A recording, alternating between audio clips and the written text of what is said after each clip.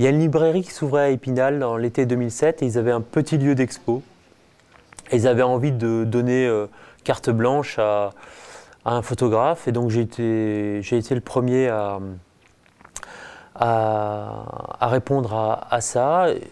Moi, j'ai passé tout l'été 2007 sous la pluie, souvent dans les Vosges, lors de mes reportages pour différents journaux.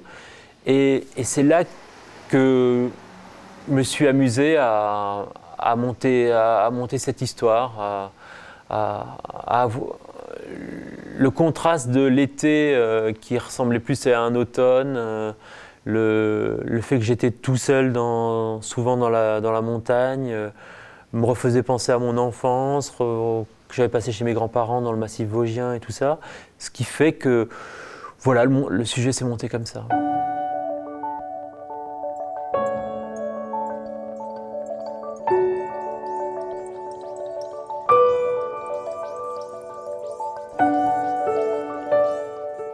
C'est une exposition de photos sur des petites choses.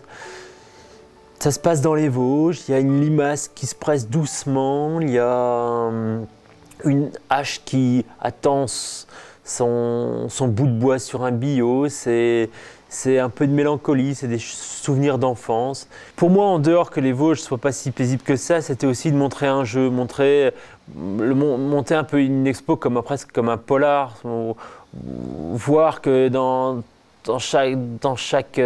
derrière chaque arbre, il peut se cacher quelque chose, comme dans un roman ou même comme dans une fable enfantine, quoi. Il y a ce jeu-là que j'ai voulu un peu faire découvrir et pour que ça dépasse la photographie purement documentaire, mais pour que ça ouvre à la narration. C'est aussi les Vosges que je retrouve souvent dans mon quotidien de photojournaliste où voilà, on retrouve des choses où la société, elle déconne un peu.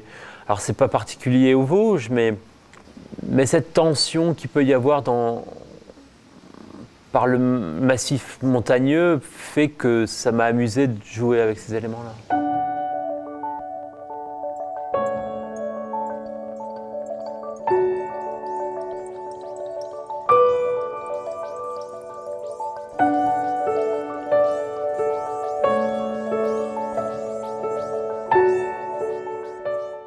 La grande différence entre mon travail de commande pour la presse et un travail personnel comme celui-ci, c'est surtout que pour la presse, je dois aller vite et puis tout résumer dans quelques images. Tandis que là, ici, il y a 20 images, je peux laisser la personne qui lit les images prendre des bouts à chaque fois et se laisser raconter une histoire par lui-même et non pas, en gros, lui montrer ce qu'il doit voir.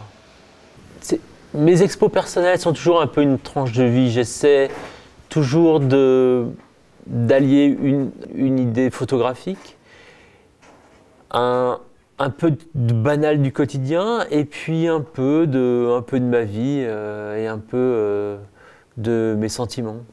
Pour les gens qui vont venir à l'expo, je pense qu'il va y avoir mon ambiance, mon histoire qui est posée. Mais en plus de ça, chaque image pourra être un reflet de ce qu'il a vécu, des petites choses qu'il va retrouver peut-être de son enfance comme moi, ou peut-être de sa réalité, parce qu'il va reconnaître des choses dans son quotidien. C'est mon histoire plus la personnalité de chacun qui va créer un nouvel imaginaire. Et c'est aussi pour ça que je montre les choses, c'est pour que chacun puisse s'en emparer.